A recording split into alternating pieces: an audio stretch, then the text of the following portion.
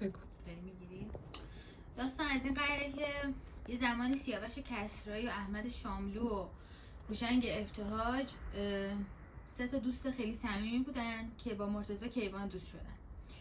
هیچ کدوم به اندازه الان شاعر نبودن.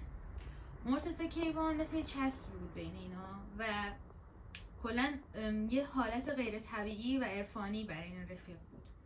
یعنی مثلا سیاوش کسرایی می اومد مثلا خونه مرتضی کیوان پاهاشو براش میشست، نمیدونم ماساژش میداد، یا مثلا اون طبع شاعرانه مثلا ابتهاج و کلا مرتضی کیوان بیدار کرده بود. خیلی بهش علاقه داشتن.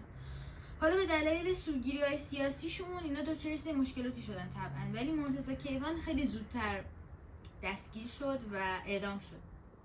وقتی که اعدام شد 2 ماه بود که ازدواج کرده بود و کلا حالا داستان عاشقانش هم خیلی زیباست، ولی حیف شد.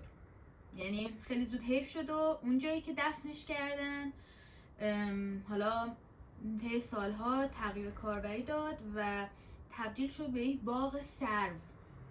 و وقتی که هوشنگ ابتهاج بعد حالا مثلا مدتی رفتش اونجا و دید که اون مقبره کیوان عزیزترین آدم زندگیش یه جورایی تبدیل به سروستان شده، این شعر رو سرود که میشه گفت اصلا کوتاه‌ترین شعر سایم هست، ولی یکی از مثلا شاید واقعا پردردترین شعراشه که میگه ساحت گور تو سروستان شد، ای عزیز دل من تو کدامین سروی.